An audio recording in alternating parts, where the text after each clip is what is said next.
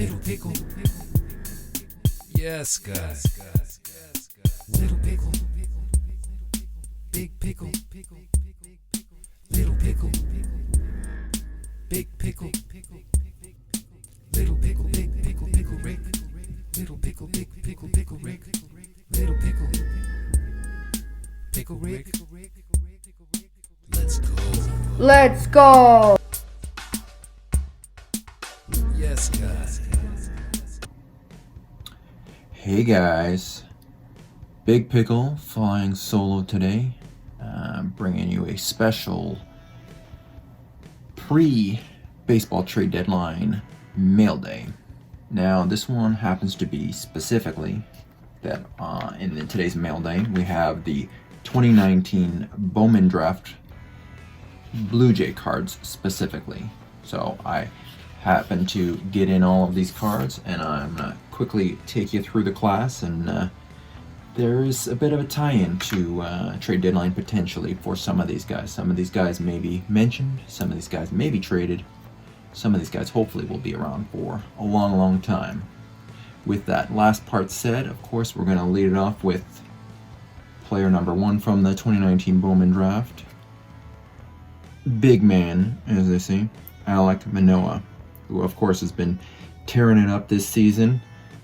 Made his way to the All-Star game, struck out the side, was the belle of the ball by most accounts, and should hopefully be a top end of the rotation, specifically for the Blue Jays for years to come, fingers crossed.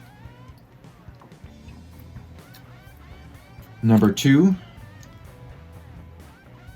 Jordan Groshans, who has made his way to AAA this year and having a decent season so far.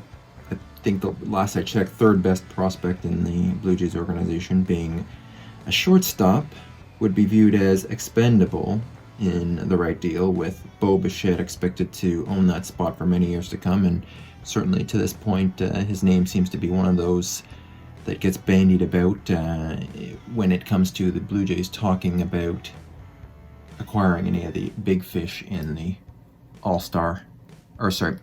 in the trade deadline. Next up, we have Eric Pardino. Still a bit of an unknown, as the 21-year-old is still in Single A Dunedin, and after Tommy John surgery in 2020 and his innings being doled out cautiously, it may be another couple of years before they know exactly what they have. Next up, Desan Brown. 3rd round pick, 88th overall, still finding his way also in Single A Dunedin, but this Canadian-born and raised prospect will hopefully make his way to the big club a few years down the road with a bit more seasoning. And then up next we have Leonardo, or Leo Jimenez. More of the infield depth. Leo is playing in high A ball in Vancouver, so still a ways away, but currently rated the number 6 prospect in the organization. So another player that may get some consideration in the trade deadline, which is coming up in a few days as we film this video. And then next we have Will Robertson. This 24-year-old outfielder has made his way to Double A this year and has posted some okay numbers, but still hasn't established himself as a top prospect in the organization.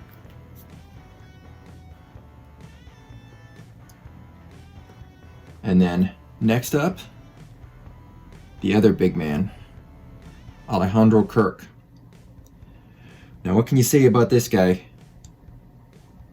As far as being a big man, he actually is only 5'9", but he definitely has been a big bat in the Jays lineup, and another one who was a starter in the All-Star game this year because of that hot bat, which saw him batting over 400 for the month of June, and statistically one of the better hitters in the first half of the 2022 season, which is pretty impressive.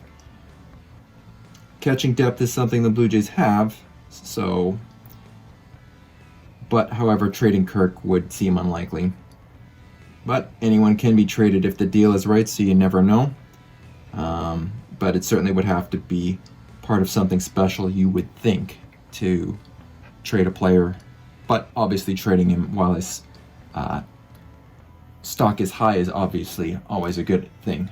However, the one player that I did not include from the 2019 set was, of course, Kendall Williams, who was traded to the Los Angeles Dodgers back in 2020 as a part of the